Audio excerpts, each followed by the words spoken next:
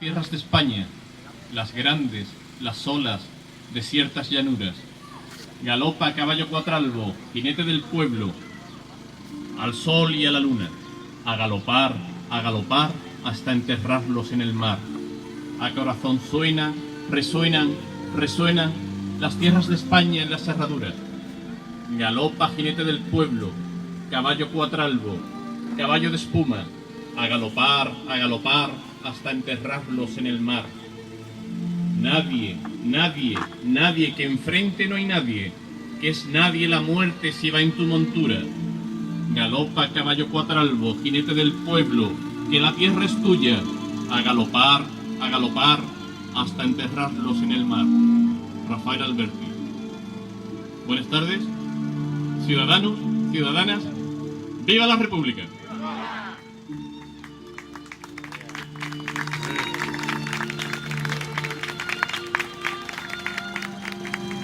Asistimos en estos días, por una parte de la sociedad, a la petición de perdón por los asesinatos que se cometieron. Paradójicamente, hay una parte de la sociedad que parece no estar dispuesta a perdonar, y es la misma que ni reconoce ni pide un perdón por todos los asesinatos que cometieron sobre inocentes, siendo aún mayor el número de víctimas y el alcance y la repercusión sobre las libertades de todo un Estado. Nos hablan de transición. Todos los partidos que han gobernado han intentado adueñarse del término transición. La UCD lo situaba en la legalización del PC, el PSOE lo situaba en el cambio de gobierno a un partido de izquierdas, el PP llegó a centrar que la transición culminó con el cambio de gobierno de un partido de izquierda, no de derecha. Pero algunos creemos que la transición de la dictadura a la democracia en España no ha terminado aún. El proceso de transición es muy lento, demasiado lento aún. Estoy seguro de que podremos hablar de una verdadera transición cuando veamos que el sistema de gobierno, el sistema de república, que fue alterado por un golpe de Estado y una posterior guerra civil que terminó con la victoria del bando golpista en una forma de gobierno dictatorial y una paulatina monarquía. En principio, monarquía otorgada, ya que el título de príncipe de España es algo que no reconocían ni los mismos Borbones, y la posterior monarquía constitucional que surge embrionariamente desde las mismas cortes franquistas. Pues bien, este sistema de gobierno, que surge de unas elecciones municipales y de una huida cobarde por parte de la jefatura del Estado en 1931, este sistema de gobierno que sirve de paraguas y de unión para todos los pueblos que forman el Estado español, este sistema de gobierno que muchos creemos que nos habría evitado los actuales problemas de secesionismo como estamos viendo en Cataluña, este sistema de gobierno de república que defendía la libertad, la igualdad, la justicia social, es el que se eliminó con su consecuente epistemicidio, ya que la dictadura franquista se edificó sobre un exterminio de humanidad, de personas y también de ideas. Un epistemicidio porque con aquellas personas que fueron asesinadas, exiliadas o defenestradas, se secó un río inmenso de saberes y conocimientos, y son a estas personas a las que esta tarde venimos a honrar. Para ello, contamos con la participación del profesor, historiador y cronista oficial de la Villa, don José Manuel Algarvani, al que nadie, ninguna universidad le ha concedido ningún tipo de ventaja para poder sacar sus títulos y, lo que es más importante de todo esto, adquirir los conocimientos necesarios para poder desarrollar su trabajo.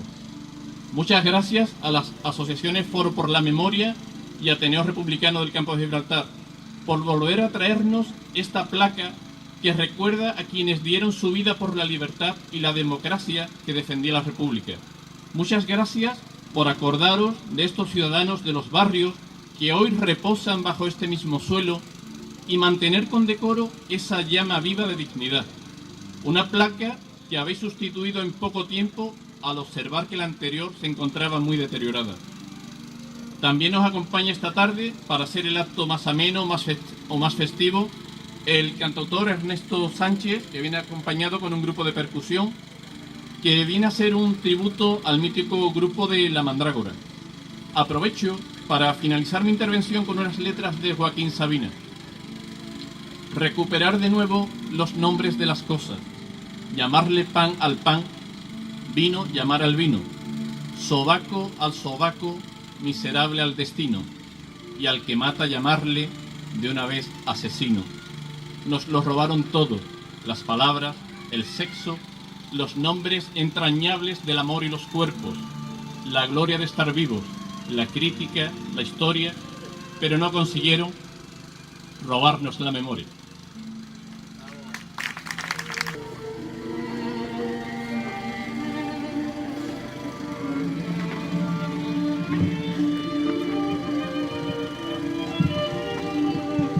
Este alcornoque es un símbolo de la represión franquista en el municipio.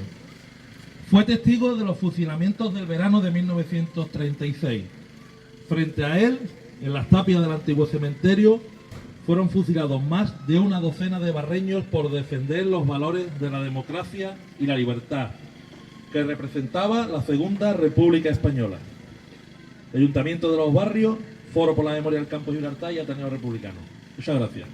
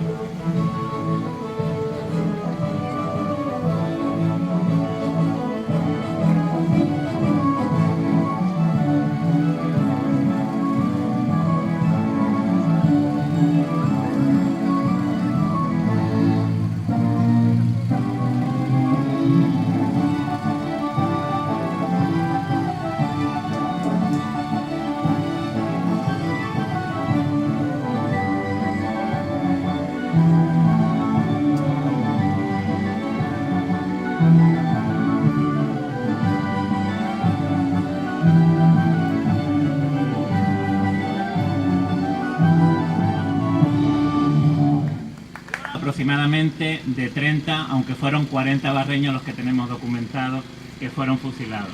Y para eso lo primero que debemos hacer es intentar entender el significado político de la Segunda República y por qué desembocó en una guerra y en una brutal represión.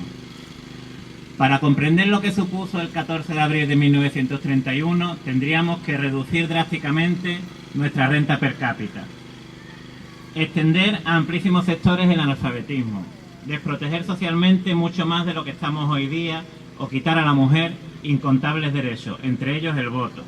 Además, deberíamos barrer los 40 años de franquismo y algunos más, que contaminaron la memoria colectiva de la Segunda República con la repetición incansable de imágenes de iglesias ardiendo y de alboroto social, una operación goebbeliana para intoxicar el imaginario colectivo. Iniciando este proceso, podríamos acercarnos a cómo eran los millones de hombres y mujeres que entonces ocupaban la base de nuestra pirámide social. Eran miembros de una larga estirpe de analfabetos, ajenos a la posibilidad de un buen futuro. Eran trabajadores y trabajadoras del campo, jornaleros, braceros, mujeres a las que se les negaban las capacidades y derechos. Vivían sometidos al arbitrario capricho de los terratenientes y de una iglesia católica siempre unida al poder, ultrapoderosa y convertida en una máquina de producir y reproducir resignación para que se sostuviera una estructura social casi feudal, donde las clases sociales dominantes se comportaban como colonizadores de su propia tierra. En ese viaje hacia el pasado, podríamos entender perfectamente que aquel 14 de abril las plazas de las ciudades y los pueblos se encontraran abarrotadas de ciudadanos que celebraban con esperanza la llegada de un Estado moderno, inclusivo, capaz de explicar mediante la acción política que con recursos y posibilidades cualquier miembro de la sociedad podía aspirar a tener garantizados unos derechos básicos.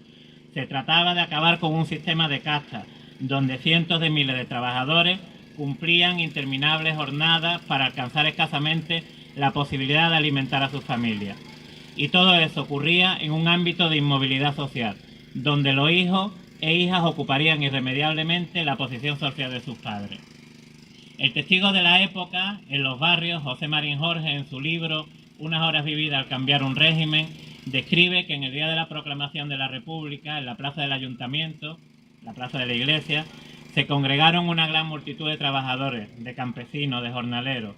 Nacía un nuevo régimen cargado de esperanzas para los más desfavorecidos, para los perdedores de la historia. Las esperanzas eran lógicas.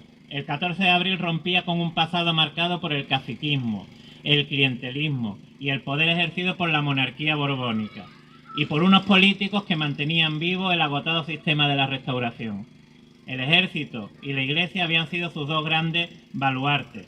Tal fue el caso que cuando la monarquía vio que su status quo estuvo en peligro, promovió la dictadura de 1923 en la persona de Miguel Primo de Rivera, emulando a la Italia de Víctor Manuel III y de Mussolini, que había hecho exactamente lo mismo el año anterior. Pero la historia fue clara. La Restauración optó en 1923 por una monarquía sin democracia, y cuando el pueblo pudo elegir en 1931, optó por una democracia sin monarquía. Si por algo se distinguió la República nacida el 14 de abril, fue por una ampliación de las libertades y las oportunidades. La principal herramienta que los gobiernos progresistas de la Segunda República utilizaron para transformar la sociedad fue la educación. La universalidad de la enseñanza era el motor para transformar la sociedad. El gran acierto de la República fue sin duda la educación. En el primer bienio republicano se construyeron 10.000 escuelas en España, más escuelas y centros de instrucción que en todos los años de la monarquía de Alfonso XIII, que fueron 33 años. La mejora de la educación y la formación fue uno de los ejes fundamentales del régimen republicano. También estuvo presente en los barrios. Se crearon durante los años 1931 y 1932 2 escuelas nacionales de niños. Se instaló además una tercera escuela de niñas, y de estas 3 escuelas, para mejor servir las necesidades locales, según dicen los documentos, una de ellas se convirtió en mixta, estableciéndose en el campo, en el sitio denominado La Polvorilla. En 1932 los barrios contaban con 6 escuelas de niños, 4 en el casco, una en Palmón y otra en La Polvorilla, y 5 de niñas, también 4 en el casco y una en Palmón. Como dice don Gregorio, el maestro republicano de la lengua de las mariposas, el día de su jubilación, en la magnífica película, si conseguimos que una generación, una sola generación, crezca libre en España, ya nadie les podrá arrancar nunca la libertad. La Constitución de la Segunda República plasmaba el proyecto de terminar con el caciquismo, de apartar a la Iglesia Católica del Estado para debilitarla políticamente. La República acometió la laicización de la sociedad, la separación efectiva Iglesia-Estado. Nació laica, dio libertad de culto. No había trato de favor a la Iglesia Católica, cuyas organizaciones se tenían que someter a la ley civil. La Iglesia perdió el control de la educación. Unas medidas que la Iglesia nunca perdonó a la República. También se abrió a las autonomías, un intento de resolver un problema que aún hoy no está resuelto. Se eliminó la guerra como instrumento de política nacional, tan utilizado por la monarquía anterior. La pena de muerte quedó abolida. Fue una clara ruptura con todo lo anterior. Otra conquista de la República fue el sufragio universal, tanto para hombres como para mujeres. Aprobado tras duros debates en el Parlamento en 1931, se pudo ejercer en completa libertad en las elecciones de noviembre del 33. Es el momento en el que se aprueba la ley del divorcio en 1932 o la ley del aborto ya en la guerra en 1936. Sin duda, la Segunda República supuso el mayor salto cualitativo de nuestra historia. Inmediatamente después de su proclamación y en pocos años, los avances políticos y sociales que se proyectaron fueron demoledores para una oligarquía que consideraba tenerlo todo atado y bien atado. Pero la República nació con taras. Si bien se consiguieron importantes avances, la República también tuvo fallas estructurales. que le valieron el enfrentamiento con el actor que había trabajado más por una sociedad distinta, el movimiento obrero. La reforma agraria no se acometió con la contundencia reclamada por los movimientos campesinos. Se expropió a un reducido número de terratenientes y se realizó un desigual reparto de la riqueza. Los propietarios se mofaban de los campesinos con la frase «No queríais república, pues comed república». Las medidas republicanas en favor de los jornaleros en el primer bienio fueron insuficientes. El plan de la reforma agraria era muy extenso en el tiempo y el hambre de los jornaleros era inmediata. Cuando en noviembre del 33 ganaron las derechas las elecciones, se produjeron retrocesos en los derechos adquiridos. Incluso aquellas medidas que el movimiento obrero consideraba insuficientes también sufrieron retrocesos. Este retroceso hizo movilizarse nuevamente a la población que había traído la Segunda República a España. En este contexto es donde tenemos que comprender la Revolución de Asturias de 1934, sangrientamente reprimida por el gobierno de derecha de Lerroux y por Franco como general que fue el que fue a reprimirla. La movilización provocó una confluencia de las izquierdas, nació el Frente Popular y el 16 de febrero de 1936 las izquierdas volvieron a ganar las elecciones. Pero una amplia base de las derechas y los enemigos de la República no iban a dar tregua. Y desde antes, y sobre todo desde el 16 de febrero del 36, comenzaron a preparar el golpe de Estado. Parte del ejército, la Iglesia, una amplia capa de la derecha, se sublevaron contra la República en julio del 36. Y fue a través del pueblo el que trajo la República en abril del 31, el que se movilizó contra los retrocesos a partir del 1933, el que volvió a salir a la calle y a frenar en muchos lugares el golpe de Estado. Se iniciaba una guerra civil, una historia con un trágico final que sumió a España en la larga noche de la dictadura. La imagen y la memoria de la República ha ido indisolublemente unida a la de su etapa final, la guerra civil. La peripecia republicana, por tanto, ha sido descrita como una narrativa del fracaso. Pero incluso aceptando el término frustración, es preciso comprenderla y relativizarla. Imaginémonos la intensidad de las vicisitudes vividas en 5 años de incompleta institucionalización política y legitimación social republicana, comparándolo con los breves años de la transición hacia la democracia, que van de la muerte del Franco al golpe frustrado de febrero del 81. Casi la misma duración, casi las mismas zozobras y parecidas incertidumbres. Fue una república apresurada e imperfecta en su accidentada construcción, pero una democracia viva y real. La herencia positiva de la República, su voluntad de modernizar España, se obvió y se ocultó durante la transición, y aún continúa, hasta el extremo de que desde los sectores más conservadores se pretendió y se pretende presentarla como un sistema no democrático en su origen, o como un experimento democrático fracasado, o como un resumen de todos los males generados por la anti-España.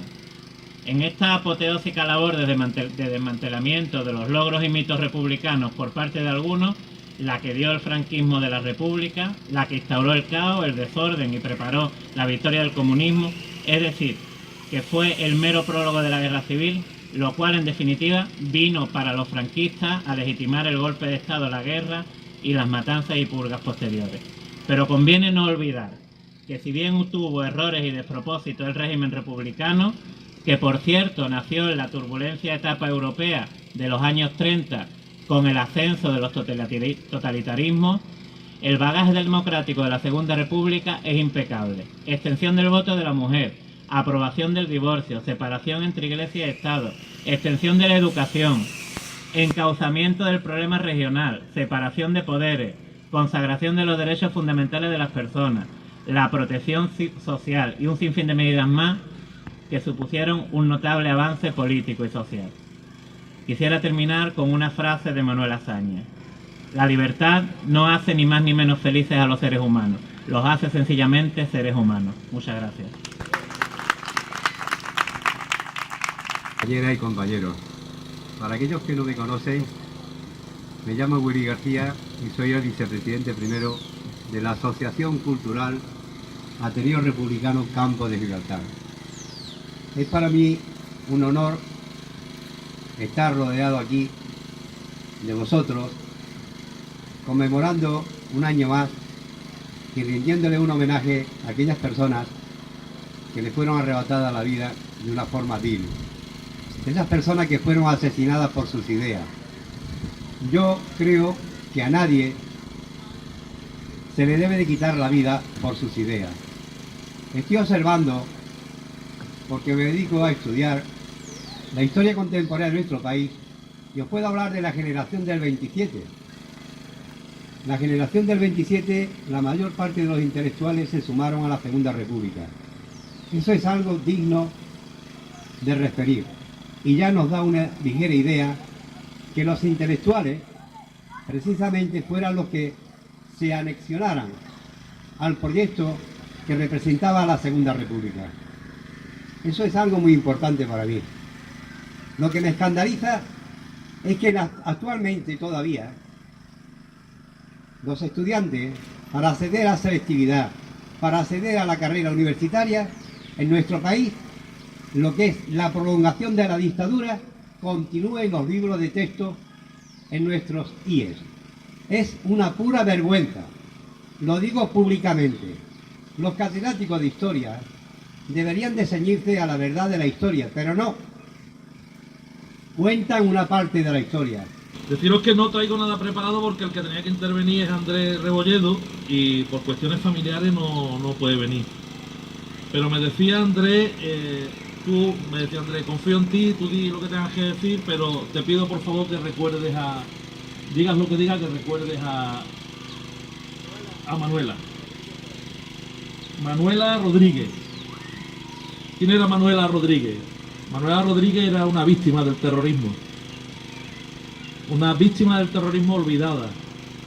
Porque en este país, desgraciadamente, hay dos tipos de víctimas del terrorismo. Están las víctimas del terrorismo de primera división, las consideradas por el Estado las víctimas de la democracia, y tenemos a las víctimas del terrorismo fascista, que están completa y absolutamente olvidadas por el Estado y por el gobierno, pero con la desvergüenza además de que este gobierno se vanagloria de olvidarse de ellas. Este gobierno lleva, desde que está gobernando, sin poner un solo duro para la recuperación de la memoria democrática. Sin embargo, no tiene ningún empeño en gastarse 20, 30, 40.000 euros en traer soldados que apoyaron a los nazis en la Unión Soviética, desenterrando tumbas comunes y trayendo soldados de la División Azul a España, que evidentemente como seres humanos tienen todo el derecho del mundo a estar aquí, a volver con sus familiares, pero los nuestros también tienen derecho. Nuestros 140.000 muertos enterrados en las cunetas tienen también derecho a salir de las cunetas, y sus familiares tienen derecho a honrar a esos 140.000 muertos que están en la cuneta. Tenemos que dejar de ser víctimas de segunda categoría. Desde el Foro por la Memoria no solamente queremos recuperar o queremos recordar la memoria de los que están enterrados. Manuela murió hace 3 o 4 días, murió con Alzheimer. Manuela la podéis ver en los documentales del foro que tenemos sobre las exhumaciones de la fosa del Marrufo. Y Manuela fue una persona que estuvo aterrorizada toda su vida porque a su madre la fusilaron en el Marrufo. Y Manuela lo cuenta en el documental. Dice: yo nunca dije que mi madre había sido fusilada en el Marrufo. A mí cuando me preguntaban yo decía que mi madre murió en mi parto, porque tenía miedo a decir que su madre era roja, que su madre había sido fusilada por roja. Manuela vivió los 40 años de la dictadura franquista sumida en el terror franquista. Y Manuela, además de su madre, era una víctima que ha muerto hace 4 días sin que nadie se haya dignado a pedirle perdón. Nadie, ni de la iglesia que bendijo los fusilamientos de su madre, ni nadie de los herederos del franquismo fue a pedirle perdón a Manuela. Sin embargo, hoy día hay gente que exige que se pida perdón, reperdón y requete que perdón por 800 fallecidos. Que me parece muy bien. Nadie tiene derecho a quitarle la vida a nadie. Pero no puede haber víctimas de primera y no puede haber víctimas de segunda.